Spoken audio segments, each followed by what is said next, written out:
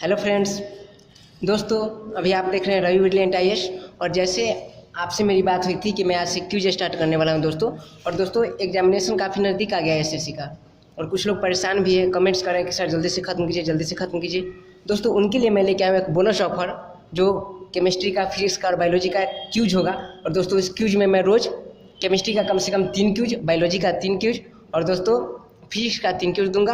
और दोस्तों सभी में 50 से 60 क्वेश्चन होंगे दोस्तों, बहुत इंपॉर्टेंट क्वेश्चन होंगे। प्लीज़ अगर आप एसएससी का एग्जाम देने जा रहे हैं तो दोस्तों इस क्यूज को जरूर देखें।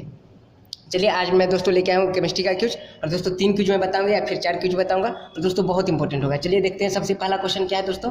और ये जो क्वेश्चन होगा वो 1996 से लेकर 2016 तक पूरा पूछा हुआ क्वेश्चन होगा। और दोस्तों उसके अलावा भी जो एक्स्ट्रा क्वेश्चन होंगे इंपॉर्टेंट, वो भी होंगे। दोस्तों पहला हमारा क्वेश्चन है, जैसे कि आप देख रहे हैं, श्वसन के लिए गोताखोर पानी में किस गैस का उपयोग करते हैं। दोस्तों श्वसन के लिए जो गोताखोर होते हैं वो पानी में 2 गैसों के मिश्रण का यूज करते हैं। एक होता है दोस्तों उसमें ऑक्सीजन, और दोस्तों एक होता है उसमें हीलियम। और ऑक्सीजन हीलियम इसलिए दोस्तों ऑक्सीजन में हीलियम इसलिए मिलाया जाता है क्योंकि दोस्तों ऑक्सीजन रिएक्टिव तो होता है, बाकी दूसरा तत्व से रिएक्शन करके बर्बाद ना हो जाए, इसलिए दोस्तों उसमें हीलियम मिलाया जाता है ताकि ऑक्सीजन को क्रिया करने ना दे, क्रिया करने से रोके दोस्तों। क्योंकि हीलियम कौन सा गैस है, अक्रिय गैस। और खास के एक बात और याद रखिएगा दोस्तों कि जो अस्पताल में जो मरीज होते हैं उसको कृत्रिम सांस लेने के लिए जिस गैस का यूज किया जाता है वो भी होता है ऑक्सीजन और हीलियम। चलिए आपका एक क्वेश्चन कंप्लीट हो गया। अगला क्वेश्चन दोस्तों, किसी निश्चित तापमान पर संतृप्त विलयन कैसा होता है। दोस्तों संतृप्त विलयन उसे कहते हैं दोस्तों, मतलब वैसा विलयन जिसमें और अधिक विलय को नहीं घोला जा सके। दोस्तों क्वेश्चन है किसी निश्चित तापमान पर संतृप्त विलयन कैसा होता है, तो दोस्तों इसका आंसर होगा कि अधिक ठोस विलय घोलने में असमर्थ होगा, मतलब उसमें और विलय नहीं घोला जा सकता है। याद रखिएगा इस बात को दोस्तों। और ऑब्जेक्टिव में ऐसा ऑप्शन में 4 रहेंगे, अगर आप एक बार 2 बार देख के जाएंगे ध्यान से तो दोस्तों ऑब्जेक्टिव में आएगा, आपसे खुद टिक लग जाएगा।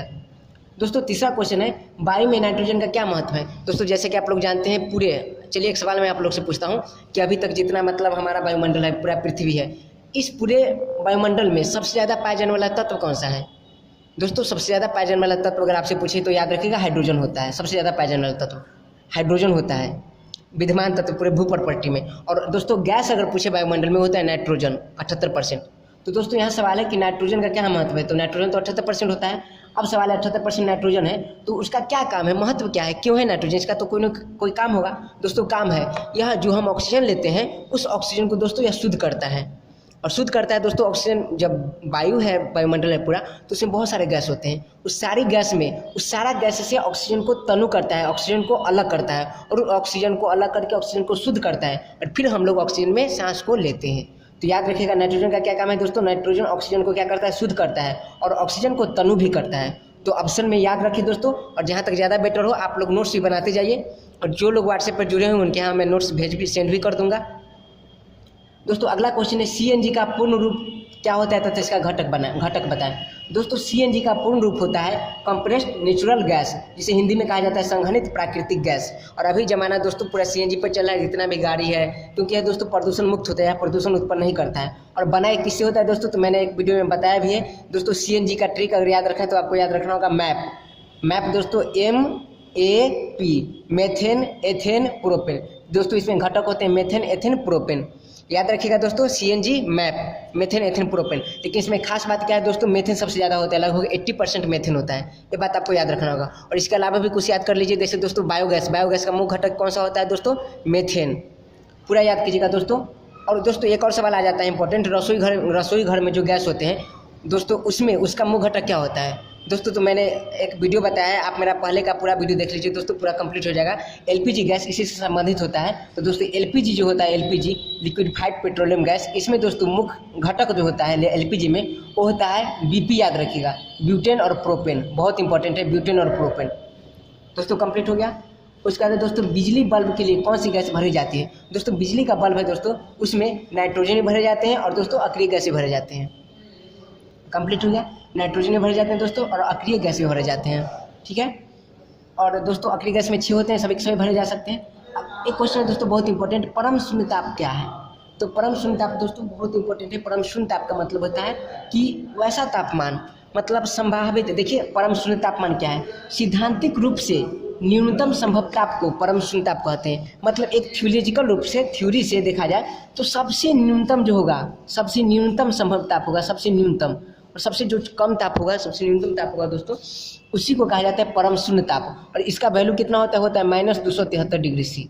दोस्तों 1996 में एसएससी में पूछा जा चुका है, फिर 1998 में पूछा जा चुका है। ये क्वेश्चन बहुत बार रिपीट हुआ है एसएससी में। परम शून्य ताप क्या है दोस्तों? तो सिद्धांतिक रूप से सबसे न्यूनतम ताप होगा उसी को परम शून्य ताप कहा जाता है, जिसका लगभग वैल्यू कितना होता है -273 डिग्री सी। दोस्तों शकरा का सूत्र तथा किण्वन विधि से क्या उत्पन्न होता है? दोस्तों शकरा कहा जाता है चीनी को, सुक्रोज शकरा। याद रखिएगा दोस्तों, इसका फॉर्मूला होता है C12H22O11। और दोस्तों ये शकरा का सूत्र होता है। और दोस्तों किण्वन विधि से कौन सा गैस उत्पन्न होता है? दोस्तों जब इसमें फर्मेंटेशन किया जाता है, किण्वन किया जाता है, तो किण्वन से दोस्तों अल्कोहल प्राप्त होता है। और अल्कोहल प्राप्त होता है दोस्तों, अल्कोहल इथाइल अल्कोहल कहते हैं इसको, और अल्कोहल प्राप्त होता है और उसके साथ जो गैस निकलता है वो होता है CO2। याद रखिएगा दोस्तों, शकरा जब चीनी का दोस्तों किण्वन कराया जाता है, तो जैसे शराब इसी विधि से बनता है, किण्वन विधि से, तो दोस्तों शकरा का सूत्र क्या होता है C12H22O11 तथा किण्वन विधि से उत्पन्न गैस दोस्तों CO2 होता है और उसके साथ क्या उत्पन्न होता है? अल्कोहल उत्पन्न होता है।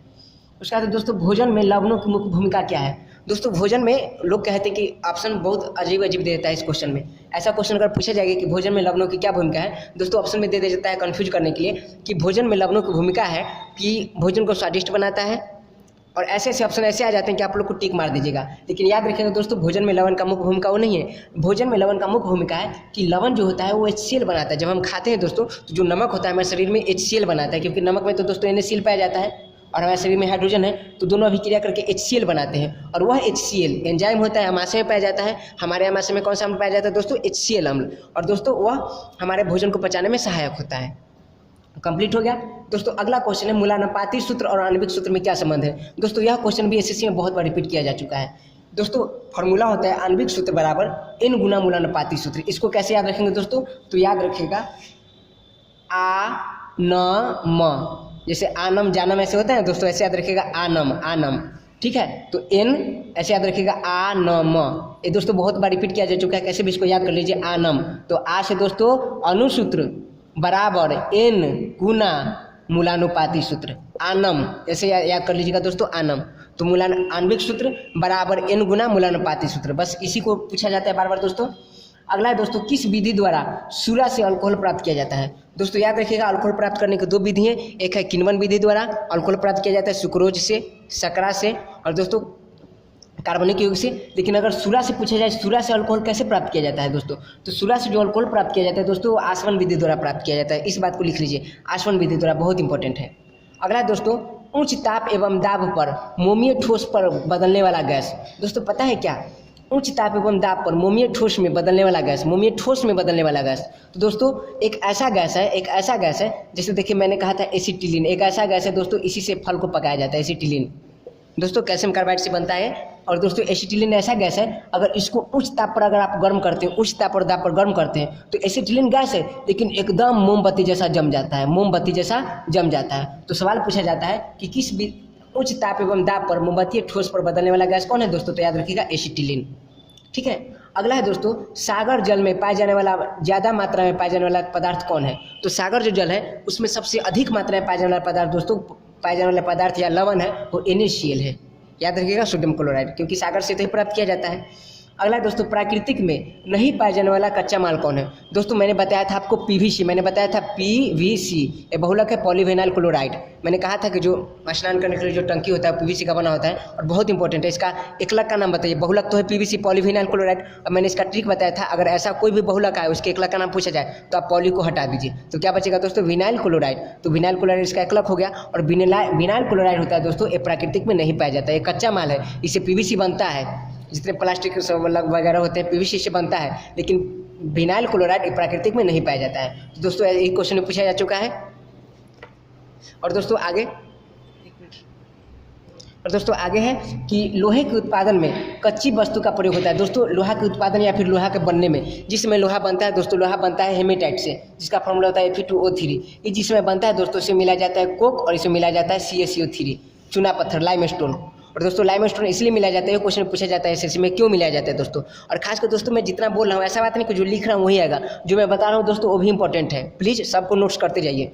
तो CaCO3 दोस्तों मिलाया जाता है, लाइमस्टोन मिलाया जाता है। क्वेश्चन पूछ दिया जाता है कि दोस्तों लोहा के निष्कर्षण में लाइमस्टोन क्यों मिलाया जाता है। लोहा के निष्कर्षण में दोस्तों इसका कोई काम नहीं है, बस ये अशुद्धि के रूप में होता है। जब इसके साथ मिला देते हैं दोस्तों तो इसका गलनांक को कमा देता है। तो गलनांक को घटाने के लिए दोस्तों, हेमेटाइट की गलनांक को घटाने के लिए, लोहा के गलनांक को घटाने के लिए सिर्फ CaCO3 मिलाया जाता है। और कोक का क्या काम है दोस्तों, तो कोक का कार्बन दोस्तों काम है कि यही रिएक्शन करके इसके ऑक्सीजन को खींच लेता है और बच जाता है लोहा।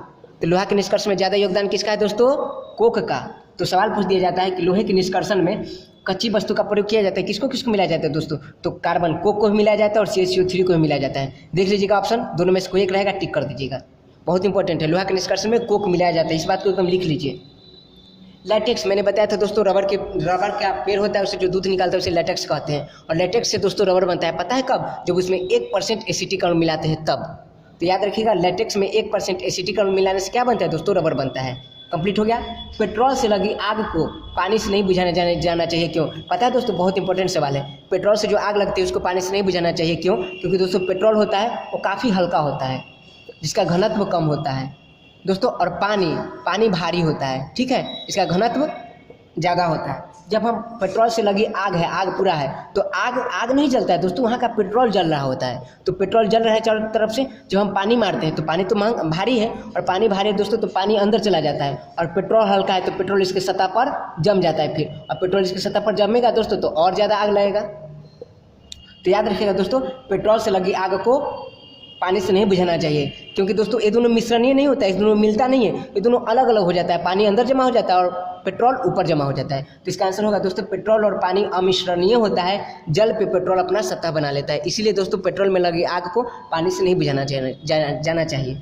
और दोस्तों एक बात और, जब आग बुझाने की बात है तो मैं एक बात और बता रहा हूँ दोस्तों, सोडाग्नि शामक, मैंने बताया सोडियम लेशन में सोडाग्नि शामक होता है दोस्तों, सोडाग्नि शामक इसमें प्रयोग किया जाता है बेकिंग सोडा का, याद रखिएगा, बेकिंग सोडा का प्रयोग किया जाता है, और प्लस H2SO4 का प्रयोग किया जाता है। और बेकिंग सोडा H2SO4 दोनों रिएक्शन करके बनाते हैं दोस्तों CO2, और CO2 से ही आग को बुझाया जाता है। तो याद रखिएगा पूरी बात को, CO2 आग को बुझाने के लिए बहुत कारगर गैस है। अगला दोस्तों, विद्युत अपघटन द्वारा बनने वाला पदार्थ कौन कौन है दोस्तों, विद्युत अपघटन द्वारा बनने वाला पदार्थ, इसका ट्रिक याद रखिएगा दोस्तों, अल्का। कौन दोस्तों, इसका ट्रिक, विद्युत अपघटन द्वारा बनने वाला पदार्थ है कौन, अल्का। यही अभी तक इसी से पूछा जा चुका है। अ से दोस्तों अल्युमिनियम, और ल से लिथियम, और क से दोस्तों कास्टिक सोडा। याद रखिएगा ट्रिक अल्का, क्या याद रखेंगे, अल्का।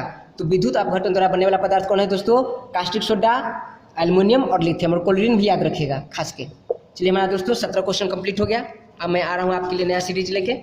दोस्तों अगला क्वेश्चन है कि एस्बेस्टस कारखाने में काम करने वाला मनुष्य का सबसे प्रभावित अंग कौन होता है। दोस्तों आपने सुना होगा, इसे एल्वेस्टर देहाती भाषा में कहा जाता है, एस्बेस्टस होता है। और दोस्तों एक काफ़ी मजबूत भी होता है, इसमें आग नहीं लगता है, और दोस्तों सीमेंट जैसा बना होता है, सीमेंट जैसा बना होता है। और दोस्तों पता है, जब जहाँ ये बनता है दोस्तों, वहाँ बनने वाले जो मनुष्य को सबसे प्रभावित अंग होता है दोस्तों, वो होता है, उसका अंग होता है, वो होता है फेफड़ा। याद रखिएगा, बहुत इंपॉर्टेंट है। एस्बेस्टस कारखाने में काम करने वाले मनुष्य का सबसे प्रभावित अंग कौन है दोस्तों, फेफड़ा। अगला क्वेश्चन है, भारतीय केंद्रीय औषधि अनुसंधान कहाँ है दोस्तों, भारतीय केंद्रीय औषधि अनुसंधान है वो दोस्तों लखनऊ में है। याद रखिएगा, ये बात बहुत इंपॉर्टेंट है, ये क्वेश्चन बहुत बार रिपीट किया है। कागज पर पुराने उंगली निशान डेवलप करने के लिए प्रयोग किए जाते हैं दोस्तों, पता है, जैसे मान लीजिए आपने कागज को छुआ और हटा लिए, तो दोस्तों कभी कभी इसका प्रयोग किया जाता है। जैसे किसी का मर्डर हुआ तो मर्डर में आपने सुना होगा DNA फिंगरप्रिंटिंग होता है, बहुत सारा टेक्निक विकसित है। तो नॉर्मली समझिए दोस्तों, आपने कागज को छू के हटा लिया, तो दोस्तों आपका उंगली वहाँ छुआ, इसका मतलब जब किसी वस्तु को आप छूते हैं तो आपका लगभग 0.2% DNA ट्रांसफर हो जाता है। निर्जीव हो दोस्तों या सजीव हो, सभी में होता है ऐसा, ठीक है। तो जब आप कागज़ को छुएँ या फिर आप निशान पहले लगा हुआ है, निशान उड़ गया, तो दोस्तों उस पुराने निशान को फिर से अगर लाना है तो एक तत्व होता है दोस्तों, उस हाइड्रोजन का यौगिक होता है, हाइड्रोजन का यौगिक H2O2, जिसे कहा जाता है हाइड्रोजन पेरोक्साइड। दोस्तों इसका प्रयोग किया जाता है, याद रखिएगा, बहुत इंपॉर्टेंट है। दोस्तों 200% प्रूफ को क्या कहा जाता है दोस्तों, 200% प्रूफ को परिशुद्ध अल्कोहल कहा जाता है। इस बात को लिख लीजिए, याद कर लीजिए, परिशुद्ध अल्कोहल किसे कहते हैं दोस्तों, तो 200% प्रूफ को परिशुद्ध अल्कोहल कहा जाता है। और अगला है दोस्तों, तरंग एवं कण दोनों की प्रकृति दिखाने वाला कण है दोस्तों, इलेक्ट्रॉन। और दोस्तों बहुत इंपॉर्टेंट सवाल है, तरंग और कण दोनों की प्रकृति दिखाने वाला कौन है दोस्तों, इलेक्ट्रॉन। इलेक्ट्रॉन में तरंग भी है, इलेक्ट्रॉन तरंग भी है, और इलेक्ट्रॉन कण भी है, परमाणु का मौलिक कण है। दोस्तों अगला है, मेसॉन का खोज किसने किया था दोस्तों, मेसॉन का खोज यूकाबा किए थे, याद रखिएगा, यूकाबा। जल में वाशिंग सोडा का घोल क्षारीय होता है दोस्तों, वाशिंग सोडा Na2CO3, और जब जल में मिलाएगा दोस्तों तो ओ एच तो इसमें आ ही जाएगा, ओ एच आ जाएगा दोस्तों तो क्षारीय हो जाएगा। तो वॉशिंग सोडा का जो घोल होता है, जलीय घोल, वो क्षारीय होता है। अगला दोस्तों, जटिल कार्बनिक पदार्थ को साधारण कार्बोहाइड्रेट में बदलता है। दोस्तों पता है जटिल कार्बोहाइड्रेट को साधारण कार्बोहाइड्रेट में कौन बदलता है दोस्तों? उसका नाम है एंजाइम, जो हमारे भोजन को पचाता है। एंजाइम याद रखिएगा, एंजाइम किसे कहते हैं दोस्तों? तो जटिल कार्बोहाइड्रेट को साधारण कार्बोहाइड्रेट में बदलने वाले पदार्थ को एंजाइम कहते हैं। अगला क्वेश्चन दोस्तों, जब शीशे के बर्तन में गर्म दूध या जल डालते हैं तो चटक जाता है, क्यों? दोस्तों यह इसलिए होता है दोस्तों क्योंकि जो खौलता हुआ द्रव है, जैसे शीशा का बर्तन है, ठीक है, शीशा का बर्तन पहले से है उसमें दोस्तों, और शीशा का बर्तन दोस्तों, शीशा का बर्तन शीशा तो है लेकिन वो ठोस नहीं होता है, उसे आशातीत द्रव भी कहते हैं, पता है आपको? सुपरकुलेट कांच कहते हैं उसे दोस्तों, वो द्रव जैसा ही है। और दोस्तों जब इसमें खौलता हुआ द्रव रखते हैं तो खौलता हुआ द्रव है दोस्तों, वो अधिक दाब उत्पन्न करता है, और बहुत ज़्यादा दाब उत्पन्न करने के कारण प्रेशर लगाता है हर कण पे। और दोस्तों ये भी पानी जैसा है, शीशा पर देखने में ठोस लगता है लेकिन उसका गुण पूरा द्रव से मिलता है, तो पानी जैसा है, और खौलता हुआ द्रव ही अपना प्रेशर लगाता है, ठीक है, और इस प्रेशर के कारण ये चटक जाता है। तो याद रखिएगा दोस्तों, जब शीशे के बर्तन में गर्म दूध या जल डालते हैं तो चटक जाता है, क्यों? क्योंकि खौलते हुए द्रव अधिक दाब उत्पन्न करते हैं। दोस्तों अब अगला इंपॉर्टेंट सवाल है दोस्तों, बहुत इंपॉर्टेंट है कि ईंधन को जलाते समय कार्बन हाइड्रोजन ऑक्सीजन बदलते हैं, किस में बदलते हैं? दोस्तों ईंधन को जलाते समय जो कार्बन हाइड्रोजन ऑक्सीजन बदलते हैं वो देखिए, कार्बन है, हाइड्रोजन है, ऑक्सीजन है दोस्तों। तो जलाएंगे दोस्तों तो ऑक्सीजन से रिएक्शन करेगा ही, और दोस्तों रिएक्शन करेगा तो दोस्तों बना देगा CO2, और H और रिएक्शन करके बनाएगा H2O। इसे कहा जाता है जलवाष्प, और इसे कहा जाता है कार्बन डाइऑक्साइड। तो जो दोस्तों ईंधन जलाते समय जो कार्बन हाइड्रोजन ऑक्सीजन बदलते हैं वो CO2 और जलवाष्प में बदलते हैं। अगला क्वेश्चन दोस्तों, कृत्रिम वीर्य को रखने के लिए प्रयुक्त गैस है। दोस्तों जैसे मान लीजिए निषेचन होता है, निषेचन के समय दोस्तों सांड है या फिर बैल है, उसका जो वीर्य निकलता है वीर्य, तो उस वीर्य को लेके दोस्तों और बहुत सारे मतलब इसके मादा पशु होते हैं उसको निषेचित किया जाता है। तो दोस्तों इसके वीर्य को सुरक्षित रखा जाता है, जैसे एक बार बैल से वीर्य ले लिया गया, स्पर्म ले लिया गया और फिर उसको सुरक्षित रखा जाता है। तो उसको सुरक्षित रखने के लिए दोस्तों उसको ऐसे रखेंगे दोस्तों खराब हो जाएगा, क्योंकि आपको पता होगा 2 से 2.5 दिन तक वीर्य सुरक्षित रहता है, उसके बाद नष्ट हो जाता है। लेकिन ऑक्सीजन के संपर्क में आते हैं दोस्तों ये बिल्कुल लगभग वही 30 मिनट में नष्ट हो जाता है वीर्य। तो इसको सुरक्षित रखने के लिए दोस्तों एक गैस की उपस्थिति में रखा जाता है दोस्तों, जहाँ इसको कुछ नहीं हो सकता, वो गैस है नाइट्रोजन। और याद रखिएगा दोस्तों नाइट्रोजन का बहुत सारा काम है, मैं एक लेसन बताऊंगा नाइट्रोजन का दोस्तों, इसके बहुत सारे यूज है। और नाइट्रोजन दोस्तों चिप्स के पैकेट में भी भरा जाता है, पूरा बात याद रखिएगा दोस्तों। नाइट्रोजन को अक्रिय गैस कहते हैं, कभी कभी रियर केस में बल्ब में भी नाइट्रोजन गैस भरा जाता है। चलिए दोस्तों कंप्लीट हो गया। अगला दोस्तों शकरा के किण्वन के द्वारा बनने वाला यौगिक है, मैंने बताया था दोस्तों इथाइल अल्कोहल, अभी मैंने डिस्कस किया था इसमें। शकरा चीनी को कहते हैं। काष्ठ कोयला बनाने के लिए लकड़ी को वायु की अनुपस्थिति में दोस्तों जलाया जाता है। जैसे दोस्तों लकड़ी को जब वायु की अनुपस्थिति में जलाते हैं तो बनता है दोस्तों, उसे कहते हैं चारकोल या उसे कहते हैं काष्ठ, याद रखिएगा काष्ठ।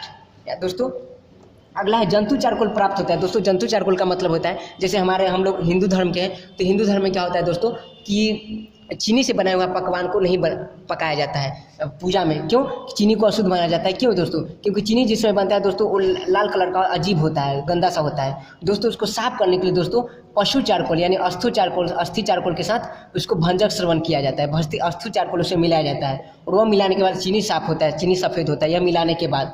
तो सोचिए दोस्तों, ये मिलाने के बाद साफ होता है, इसका मतलब इसमें अस्थि मिला है। और दोस्तों याद रखिएगा जंतु चारकोल प्राप्त होता है कैसे? वायु की अनुपस्थिति में जंतु की हड्डी को जलाने से, इसी को जंतु चारकोल कहते हैं। जब हवा की अनुपस्थिति में इसको अगर जलाएंगे तो दोस्तों जो चारकोल प्राप्त होगा उसी को कहते हैं जंतु चारकोल, पशु चारकोल, अस्थि चारकोल, याद रखिएगा। अगला क्वेश्चन है दोस्तों, फोटोग्राफिक प्लेट को काला कागज से ढककर रखा जाता है। क्यों? फोटोग्राफिक प्लेट को काला कागज से ढककर इसलिए रखा जाता है दोस्तों, काला कागज से इसका मतलब प्रकाश से उसका रिलेशन तोड़ना है, तो प्रकाश से संपर्क तोड़ने के लिए, याद रखिएगा काला कागज जहाँ है वहाँ याद रखिएगा प्रकाश से संपर्क तोड़ने के लिए। अगला दोस्तों, रोशन बल्ब के भीतर का तापमान। दोस्तों पता है बहुत इंपॉर्टेंट क्वेश्चन है, मैं इसको डिस्कस कर रहा हूँ। जो दोस्तों कोई बल्ब है, ठीक है, और उसके भीतर का तापमान 2700 डिग्री सी है, फिर भी बल्ब नहीं जल रहा है, क्यों? दोस्तों बहुत इंपॉर्टेंट क्वेश्चन है दोस्तों, क्योंकि 2700 डिग्री से अगर आप टेम्परेचर दे रहे हैं अंदर डिग्री से दे रहे हैं दोस्तों, इसका मतलब दोस्तों वहाँ ऑक्सीजन भी है, और दोस्तों ऑक्सीजन होगा दोस्तों तो उसका फिलामेंट होगा, वो ऑक्सीकृत हो जाता है, और उस ऑक्सीकृत के कारण वो फिलामेंट नहीं जल पाता है। बल्ब कब जलेगा दोस्तों? जब अंदर ऑक्सीजन गैस ना हो, अक्रिय गैस भरा हो या फिर नाइट्रोजन गैस भरा हो, याद रखिए। चलिए दोस्तों 2700 डिग्री सी दोस्तों का मतलब हो गया दोस्तों इतना ज़्यादा टेम्परेचर अंदर है, इसका मतलब ऑक्सीजन होगा। तो जलने के लिए आवश्यक ऑक्सीजन बल्ब में मौजूद नहीं है, जो चाहिए दोस्तों, जो जलने के लिए चाहिए दोस्तों वो उसमें नहीं है, ठीक है। ऑक्सीजन की मात्रा दोस्तों 2700 डिग्री सी में ज़्यादा हो गया, जलने के लिए जितना चाहिए उतना नहीं है। अगला दोस्तों लार मंड, इसको कहा जाता है दोस्तों स्टार्च, इसी का दूसरा नाम है। यह अपघटित होकर क्या बनाता है दोस्तों? याद रखिएगा स्टार्च होता है वो टूट कर ग्लूकोज बनाता है।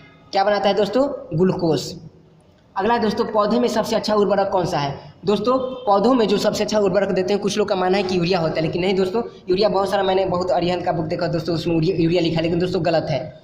अच्छी अच्छी बुक देखिए, राइटर देखिए, या फिर विकिपीडिया पर सर्च कीजिए तो पता चलेगा। पौधे में जो सबसे अच्छा उर्वरक होता है दोस्तों, वो होता है कंपोस्ट। याद रखिएगा, कंपोस्ट, यूरिया नहीं, कंपोस्ट हमेशा टिक मारिएगा कंपोस्ट में। अगला दोस्तों, सेल एवं खनिज में पाए जाने वाले तत्व कौन है? दोस्तों सेल एवं खनिज में पाए जाने वाला तत्व सिलिकॉन है। जितने भी खनिज है दोस्तों सिलिकॉन से बना होता है। अगला है दोस्तों, रासायनिक परिवर्तन का उदाहरण। दोस्तों ऐसा क्वेश्चन तो पूछा ही जाता है। रासायनिक परिवर्तन का उदाहरण दोस्तों वो है पेट्रोल का दहन, दूध से दही। इसको मैं डिस्कस कर रहा हूँ थोड़ा सा। जैसे मान लीजिए पेट्रोल है दोस्तों, पेट्रोल को आप जलाएं तो जलाने के बाद क्या फिर से पेट्रोल प्राप्त किया जा सकता है? नहीं किया जा सकता है दोस्तों। जिसे फिर से प्रक्रिया होने के बाद फिर से प्राप्त नहीं किया जा सकता है, वैसे परिवर्तन, रासायनिक परिवर्तन आते हैं। ट्रिक बता रहा हूँ मैं पकड़ने का। जैसे दूध से दही दोस्तों, तो दही तो बन गया दोस्तों, दही से फिर दूध बनाया जा सकता है? नहीं बनाया जा सकता है फिर से दोस्तों। ये हो गया रासायनिक परिवर्तन, याद रखिएगा। कोई चीज़ का जलना दोस्तों रासायनिक परिवर्तन हमेशा होता है, ठीक है। अब अगला है दोस्तों, सल्फ्यूरिक अम्ल के निर्माण में प्रयुक्त गैस। सल्फ्यूरिक अम्ल के निर्माण में सिंपल है दोस्तों, H2SO4। तो कौन कौन सा गैस है? हाइड्रोजन है और सल्फर है, ऑक्सीजन है दोस्तों, याद रखिएगा। और हाइड्रोजन और SO2 कहीं कहीं ऑप्शन आ जाता है, तो हाइड्रोजन दोस्तों और SO2 ये दोनों रिएक्शन करता है, H2 और जो SO2 तो बना देता है H2SO4। और दोस्तों SO2 होता है अम्लीय वर्षा के लिए सबसे कारगर गैस, इस बात को भी याद रखेंगे दोस्तों। धन्यवाद, आज के लिए बस इतना ही दोस्तों। वो क्वेश्चन होंगे बहुत ज़्यादा, इसको कंप्लीट कीजिए। और दोस्तों मेरा वीडियो आपको कैसा लग रहा है प्लीज़ कमेंट जरूर कीजिए, लाइक जरूर कीजिए। और दोस्तों कहीं अगर सुधार की आवश्यकता हो तो भी कमेंट्स कीजिए दोस्तों। आज के लिए जय हिंद, बस इतना ही। जय हिंद, जय भारत।